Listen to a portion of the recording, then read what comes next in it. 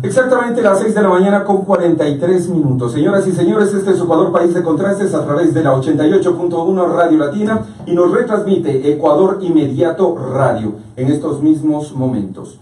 Alcanzar un acuerdo con el Fondo Monetario Internacional requiere proceder en el marco constitucional, el cual obliga a un dictamen previo de la Corte Constitucional y de la Asamblea Nacional. El ingreso del Fondo Monetario tendría un impacto de grandes proporciones, tanto a nivel humano como en la economía. Su aprobación merece un trato riguroso apegado al derecho y a la ley, se cita. Exactamente. Caso contrario, si no se diera este dictamen, pues sería un incumplimiento de la Constitución, y que serían directamente responsables los del Comité de la Deuda, que en este caso sería el señor Richard Martínez, Verónica Tola y Juan Carlos Proaño. El artículo 419 de la Constitución del Ecuador establece dos causales para que un acuerdo con el Fondo Monetario Internacional deba pasar por un proceso previo de ratificación legislativa. Adicionalmente, de acuerdo al artículo 438, numeral 1, dicho proceso implica además un dictamen previo de la Corte Constitucional. Es decir, se cita que bajo este argumento, ya en este momento estaría aprobado los créditos, los desembolsos, pero si no hay esta ratificación, ¿qué pasa? No se podría proceder con este acuerdo. Pero no sé cómo estará el tema político ahora, ¿no? O sea, no sé cómo estará la Corte Constitucional, que está recién sentada en su puestito. Bueno, vamos a dar la bienvenida a Rodrigo Gómez de la Torre, presidente de la Cámara de Agricultura, con quien hablaremos de este acuerdo con el Fondo Monetario Internacional, que no solo es con el Fondo Monetario Internacional, porque son seis organismos multilaterales. Claro, son 6 organismos multilaterales adicionales por 10.000 millones de dólares. Y no es que los 10.000 millones les llegan de tajada, ya llegan para este año, sino que es como a cuentagotas, y a 3 años, y le van entregando poquito a poquito. Depende de cómo vayas cumpliendo las condiciones que aún no sabemos. Bienvenido. Muy buenos días, Olger, buenos días con todos. Pues sí, el tema se lo ha venido satanizando, pero, y lo voy a decir con esas palabras, se lo ha venido satanizando. ¿Pero por qué? ¿Por qué se lo sataniza? ¿Por qué la gente no quiere aceptar? Hoy en Fondo Monetario Internacional y dicen, es que nos van a hacer un pocotón de cosas. Nos van a llevar a poner la casa en orden. Perdón, cuando el señor presidente Rafael Vicente estaba todavía en su ex cargo, él habló de la eliminación de subsidios como un tema imprescindible para el Ecuador. Luego dio marcha atrás, luego aceleró, luego dio marcha atrás. Ahora decimos que son otras razones del tema de la eliminación de subsidios. La realidad que tenemos es que durante la época mal llamada época ganada, lo que pasó es que tuvimos la suerte de un muy buen precio de petróleo, que permitió tener un gasto casi dilapilador de lo que es el recurso público. Tenemos carreteras, de acuerdo, ¿a qué costo? Tenemos hidroeléctricas, o por lo menos las construcciones, porque la generación no está. Tenemos escuelas del milenio, donde tuvimos serios problemas de educación, porque muchas están con problemas de mantenimiento y relativamente abandonadas. Entonces, tenemos hospitales que probablemente muchos de estos, que se lo dijo en la época de la ex ministra Chang, probablemente es más barato derrocarlos que corregir las fallas estructurales que tenían, porque no fueron las construcciones hechas para hospitales. Parece que la memoria se nos queda corta. Cuando nos ganamos la lotería podemos gastar la plata a nuestro gusto y antojo, pero cuando la farra continúa y ya comenzamos a ver cómo manejamos la MaxiCard por mucho tiempo más, lo que sucede es que la cuenta de la disco, la cuenta del whisky, la cuenta de los bocaditos nos llega, y sin tener que defender o no defender a una persona o a un gobierno. En julio del año 2017, en una cadena nacional, el presidente hizo mención, si me falla la memoria, 28 de julio, que la mesa no ha estado servida. Y al no haber estado servida la famosa mesa, pero el banquete ya se habían comido, pues ese banquete hay que pagarlo. Lo lamentable es que quienes vamos a pagar el banquete siempre hemos sido los ciudadanos. Lo mismo pasó en el terremoto Ustedes deben recordar la famosa ley de corresponsabilidad solidaria por el tema del terremoto, en el cual toda la responsabilidad solidaria, y estoy hablando del gobierno pasado, se la pasó al ciudadano, y luego nos fuimos a enterar que los recursos de la corresponsabilidad ciudadana para el terremoto se lo gastaron en otras cosas. Cuando uno compra, uno hace vaca para la fiesta, para comprar los bocaditos, y los que se fueron a comprar los bocaditos se han pegado el banquete y nos traen solamente unos snacks de tercera. Entonces sí, yo creo que es importante. Regreso ahora sí al tema del fondo. El Ecuador viene arrastrando un déficit fiscal año a año de 3, de 4, de 5, de 6, de 7.000, poco se va moviendo un año. Para este año la situación ya se vuelve insostenible. Conversaba en Twitter con alguien que me decía, pero es que los correctivos se debieron haber tomado desde el primer día. Completamente de acuerdo. Correctivos que no necesitábamos del FMI para saber que había que corregir los valores de subsidios a combustibles y compensando otras cosas. ¿Y voy a qué? Si vamos a quitar combustibles de la ciudadanía, naturalmente debemos retirar impuestos a la ciudadanía para ir ajustando. En las cuentas 2017 me parece que estaban 1.900 millones de dólares en subsidios, y en una reunión que mantuve con un grupo de gente más de tipo informal de gobierno les decía, 1.900 en subsidios, 1.100, 1.200 en impuesto a la salida de divisas. Tenemos que eliminar subsidios. Sí, es políticamente complejo decirlo, pero tenemos que eliminar el impuesto a la salida de divisas, que es un freno a la entrada de divisas. Y eliminando subsidios y eliminando el otro, todavía nos quedan 700 millones en saldo a favor. Entonces, es positivo. Se retira subsidio a gasolina y nos mantienen con el famoso impuesto verde. Hay cosas que hay que ser coherentes. Entonces, estamos claros que el aparato del Estado superó el 45% del Producto Interno Bruto. Eso es lo que se llegó en el gobierno pasado. En este momento está, me parece que por el 38%. Un aparato estatal debería bordear más o menos el 25%. Pero si nosotros no le damos herramientas reales al sector productivo, si alguien quiere invertir plata y viene de fuera, inversión extranjera directa, y quiere invertir 100, y de arranque le dicen 5 ya no son tuyos, porque cuando quieras repatriar tu dinero, 5 ya se van a quedar aquí. El famoso impuesto al ISD.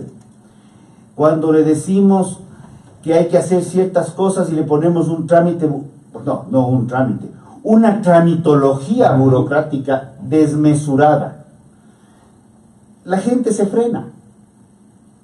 Es importante ir formalizando la economía en todos los sectores, y el sector agrícola no es la excepción. Pero hay que ir formalizando. Si yo le pido para montarse una pequeña tienda a alguien 38 permisos municipales, claro. y esto lo hablo como municipales, pero en todos los ámbitos está eso. Entonces la gente prefiere la informalidad. Al preferir la informalidad, el pequeño grupo de formales terminan pagando los impuestos por toda la gran masa. La fuente de ingresos del Estado debería ser impuestos, no esperar la suerte del precio del petróleo. Pero cuando esos impuestos caen sobre pocos, los muchos no quieren entrar, ¿ya? Y hay que ir viendo más bien cómo facilitar la vida a los ciudadanos para poder crecer, para poder pensar en un Ecuador, en un mundo globalizado. Pensemos un poquito y no nos vayamos a hacer a un análisis de un ejemplo rápido como el de Colombia, que es un país que atrae y ha traído siempre gran cantidad de inversión extranjera directa, a pesar de los problemas de guerrilla y narcotráfico que ha tenido históricamente. Vámonos a Perú. Perú comenzó a destrabar los temas hace no muchos años, serán 15, 20 años. Chile. No, Chile es de los 70s. Pero Perú comenzó a destrabar las cosas y comenzó a dar facilidades a la inversión. Y Chile está con una gran cantidad de inversión extranjera directa. Pero más allá de eso, veamos las exportaciones chilenas. Entonces ya estoy oyendo alguna voz por ahí que me dice, pero es que los exportadores. Claro, los exportadores. Pero atrás del exportador, y muchas veces el productor se puede convertir en exportador o las cooperativas pueden exportar, hay decenas de miles de personas. Y en términos un poco muy de campo, en lo arisco que era el expresidente a los acuerdos comerciales, en época de él se firmó el acuerdo comercial con la Unión Europea que permitió recuperar un espacio de mercado en Europa, permitió sostener al menos unos 100.000 empleos. Entonces no es pelo de cochino. Lo que nosotros necesitamos, y estos años hemos visto con problemas serios, que el mercado de la leche está contraído, que hay una falta de consumo, que el problema es que el arroz está en la una y que nadie consume, que el problema... Somos un país de 16, 17 millones de ecuatorianos. Y obviamente, si no estamos exportando y diversificando las...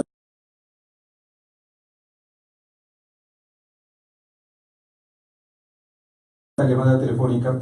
El expresidente Rafael Correa también estaba ya pensando en un acuerdo con el Fondo Monetario Internacional, ¿o no? El expresidente, y así en términos criollos, coqueteaba con el fondo año a año. Y se acercaba, coqueteaba, medio le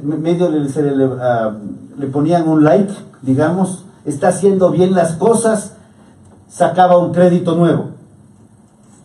Y el fondo no nos gusta. Luego se veía en aprietos, otra vez iba a coquetear, le ponían otro like y marcha atrás otra vez. Si vamos a hacer un acuerdo con el fondo, hagamos algo bien hecho. Un acuerdo que nos permita tener, y está bien que sean desembolsos de a poquito. No de una. No, pues, es igual que ganarse la lotería. ¿De cómo de una? Nos volvemos a ganar la lotería y nos volvemos a gastar la plata. Rodrigo, vamos con una llamada telefónica, por favor. Muy buenos días, nombre, apellido, desde qué sector, y ya sabe, de la manera más prudente, delicada, y adelante con su inquietud. Buenos días, estimado Roge, bienvenido, extrañando la vez anterior que no había estado en el programa y nuevamente, como le digo, felicitaciones por su programa y sigue adelante. A ver, lo primero, yo les quiero decir, señor estimado Jorge y querido estimado invitado, a mí cuando yo estuve en el colegio, como cualquier amigo, como saben decir aquí, a mí me enseñaron qué es lo que hace el Fondo Monetario Internacional, qué es lo que hace el Banco Interamericano de Desarrollo y demás organismos que prestan dinero a nivel mundial, supuestamente entre comillas, ojo, para disque ayudar a la economía de un país. Lo que a mí me enseñaron a mí, y me enseñaron con infinita sabiduría mis queridos maestros del Instituto Nacional de Guía, me enseñaron que el Fondo Monetario Internacional y todos esos organismos como los churqueros no es que prestan día gratis, estimado entrevistado, no es que prestan así nomás, prestan con unas condiciones y las condiciones en su momento que me enseñaron, se prestan con las famosas cartas de intención que vienen de la mano con medidas económicas que afectan al Ecuador. Es decir, yo te presto como Fondo Monetario a ti país subdesarrollado, a ti país pobre, a ti país que no sales de subdesarrollo, a ti país que estás yendo a entrar conmigo al neoliberalismo, yo te presto a cambio de qué. Tú me quitas el subsidio del gas, tú me quitas lo que es la situación del subsidio de la gasolina, del gas, eso. Tú me quitas lo que es el gran aparato del Estado y la burocracia, todo eso. Tú me subes el impuesto y demás. Entonces ahí sí te presto. Entonces ahí viene el gobierno y dice ya, yo preparo el camino a la alfombra y ahí sí présteme el dinero. Uno, por otro lado, usted no se acuerda, y me imagino que usted debía haber salido, el estimado entrevistado, en las bullas que se llamaban así, o en las protestas de Lucio Gutiérrez. Usted sí ha de haber estado de acuerdo en sacarle a Lucio Gutiérrez. ¿Y por qué se le sacó a Lucio Gutiérrez? Porque prácticamente nos vienen unas medidas económicas que afectaron al pueblo. ¿Y por qué Listo, yo sé esa emoción que usted siempre tiene para conversar con nosotros, pero vamos, y eso era lo que estábamos tratando. A ver, hasta el momento el ministro de Economía no nos ha dicho cuál es la carta de intención. Lo único que sabemos es que ya estamos en préstitos. Ahora, estamos esperando a que pasen las elecciones para conocer cuál va a ser la receta, porque sabemos, Argentina ya lo pasó y Argentina lo está viviendo. Los ajustes económicos han sido severos, sumamente fuertes. Sí, y otra de las cosas que acá como Yamingo tampoco entiendo, si somos un país sobreendeudado, ¿cómo es que nos siguen prestando plata? O sea, si aquí un Yamingo se endeuda, uno pierde la capacidad de crédito. Entonces, como país, nosotros no estamos también en esa situación. Como país estamos bastante sobreendeudados. Me agrada lo que dijo. Creo que el tema del colegio es importante, pero creo que hay que analizar también no solamente sobre lo que nos dicen los amados profesores, porque hay profesores y profesores, pero sí hay que analizar sobre otros temas adicionales. Me pregunto, cuando en el año 2016 se retiraron los subsidios al diésel industrial, eso se retiró en el 2016 y nunca nadie dijo nada. Ahorita está retirado gran parte de los subsidios a las gasolinas. Y veo que la gente está haciendo conciencia de que la farra hay que pararla. El tema de la burocracia, a ver, entendamos un poquito qué es lo que nosotros necesitamos como país. Si nosotros pagamos impuestos, esos impuestos tienen que reflejarse en obras. No es que con los impuestos hicimos obras, no, al revés. Lo menos que debes hacer con el pago de impuestos es cubrir obras. Pero si en vez de hacer las obras para que hayan hidroeléctricas que funcionen, comencemos por ahí. Y en vez de eso, lo que tenemos es un aparato burocrático que nos está llenando de trámites y que nos frena la producción y la productividad. Y en donde vemos que las medidas no fondomonetaristas, de ser el caso, sino sobreproteccionistas que pudimos vivir en el año 2015 en materia laboral, consiguieron que de un empleo pleno del 49.3%, tengamos actualmente un empleo pleno del 40%. ¿A qué se debe? Pues entonces vamos comenzando a generar fuentes de empleo, comencemos a tener más producción. El Fondo Monetario lo que hace es decir, ok, si yo te voy a prestar, hablemos en términos, como tú decías, en términos yamingos. Si yo me voy al banco y le digo, yo tengo una tienda, yo vendo 5, quiero crecer porque voy a vender 10, quiero que me des la plata, y esto lo voy a gastar durante 3 años y voy a necesitar 2 y 1. Y el primer año yo cojo los 2 que me da el banco, que le dije que iba a crecer en la tienda, y me compro la moto de última moda, o me compro el carro nuevo, o me voy de viaje. El banco me dice, ve, Yamingo, déjate de vainas, no estás gastándote la plata en lo que quedamos, no vas a tener con qué pagarme. Por eso es que hay reglas del juego. No es cuestión de que yo cojo la plata, living la vida loca, como dicen los gringos, y después ya no hay de dónde pagar. Nos están dando un préstamo, y un préstamo barato, a menos del 5%, para cubrir en gran parte, tal vez también es para corregir los préstamos del 10.75%, porque resulta que así como hemos sacado préstamos, muchos préstamos comenzamos a pagar en el 2021 y 2020, o sea, eso es pasado mañana. Y ahí las cuentas de gasto de préstamos y gastos para cubrir la farra se van más allá, ya en época del expresidente, donde no había acuerdos con el fondo. Ahí sí se podía gastar en pago de préstamos más de lo que se gastaba en salud, más de lo que se gastaba en educación, más de lo que se gastaba en muchos rubros.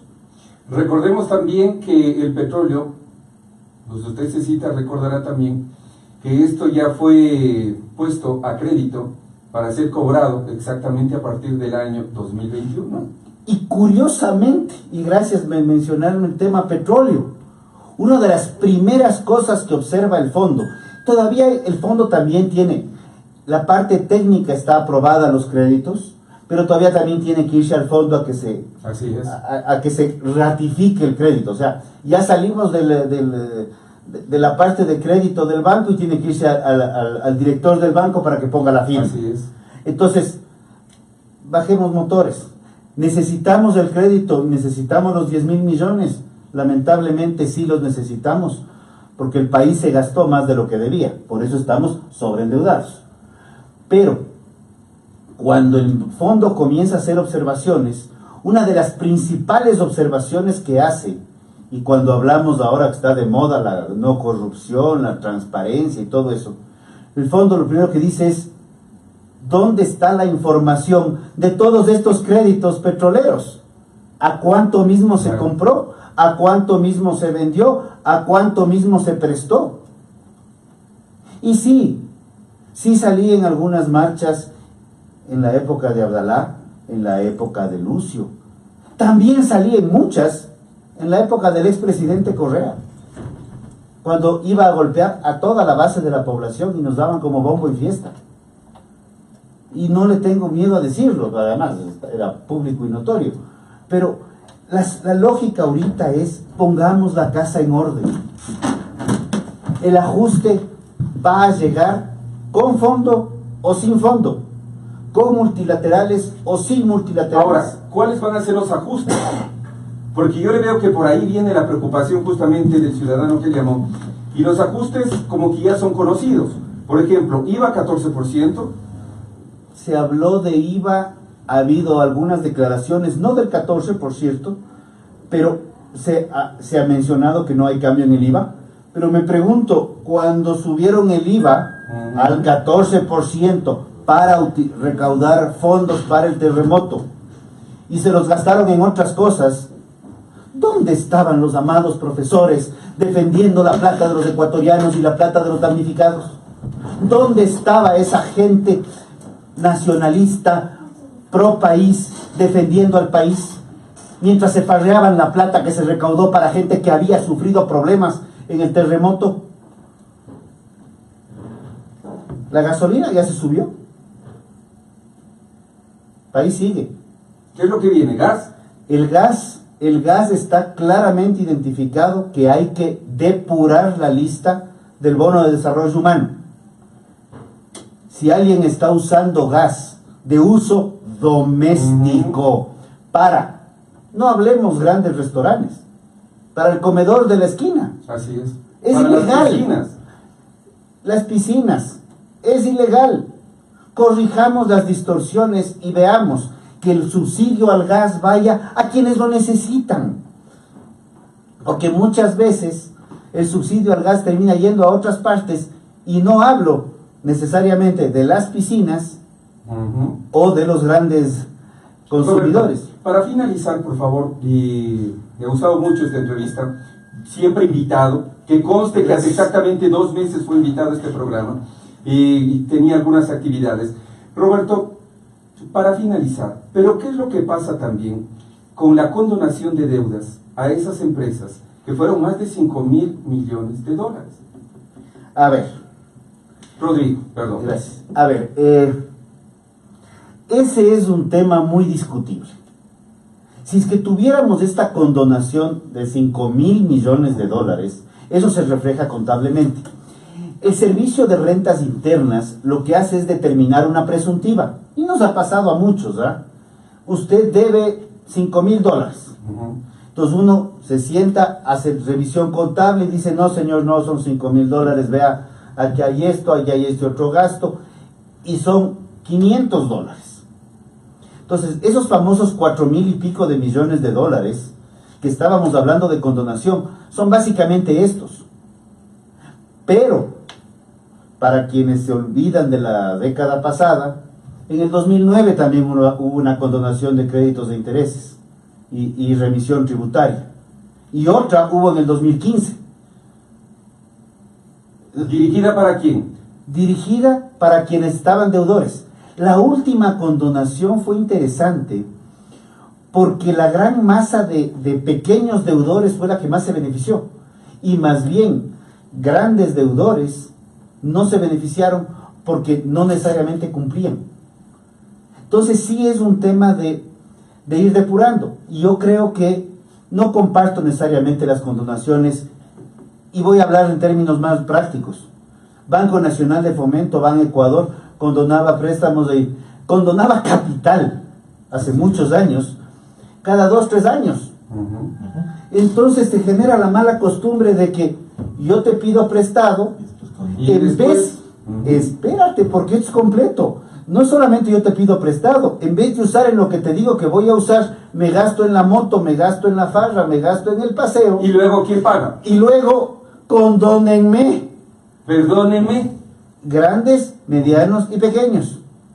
Entonces, este tipo de malas prácticas son justamente las que el mismo fondo nos está diciendo no las tenga. Y por eso es que los créditos con el fondo no son créditos de 10.000 millones, no, te doy 11, no, te doy de a poquito y tú vas cumpliendo trimestralmente, semestralmente. Si tú sigues cumpliendo, yo te sigo desembolsando.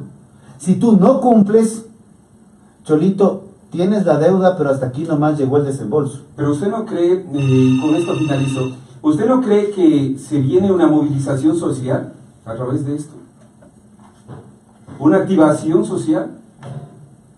Yo le soy muy honesto y esto lo dejo y lo voy a hablar hacia las grandes mayorías y a la gente que nos escuche.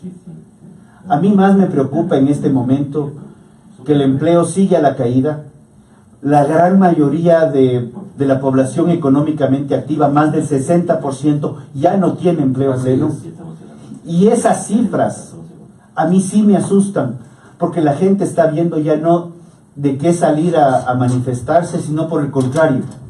Está saliendo cómo salir a ganarse el sustento. Y eso no lo voy a decir porque las cifras del INEC o del Ministerio del Trabajo, por favor, si tienen carro, vean lo que pasa en cada semáforo, y si no tienen, quienes vamos caminando, yo camino muchísimo en Quito, vemos cómo el negocio informal, el contrabando, la gente que está ganándose la vida de cualquier forma, está en las calles tratando de llevar un sustento a los hijos. Necesitamos trabajar en una economía que se dinamice, que se reestructure el aparato productivo, grande, mediano, pequeño, y que permita crecer y desarrollarse pensando en un país de futuros. Mientras más empleo haya, más producción haya, mayor inclusive beneficio para el Estado a través de impuestos hay. Paguemos menos impuestos y paguemos más los impuestos y seamos responsables con el país. Rodrigo, tenemos una nueva llamada telefónica y con esto estamos despidiendo este segmento. Muy buenos días al que se fue. Lo lamento. Rodrigo Gómez de la Torre, presidente de la Cámara de Agricultura, muchísimas gracias por haber asistido a estos micrófonos, siempre bienvenido. El tema de la leche, a mí me preocupa muchísimo y vamos a tener que hablarlo. El tema de la agricultura, porque ¿qué pasa con la reactivación? Mientras no se desarrollen procesos de consumo, el tema de la leche, el problema estructural, lo venimos hablando 4 años, se requiere fomentar consumo. El semáforo nutricional nos mochó un 15% del consumo y las consecuencias las seguimos viviendo. Muchísimas gracias. Vamos a una pausa comercial y ya retornamos. Esto es Ecuador, País de Contrastes, a través de Latino 88.1 y Ecuador Inmediato Radio.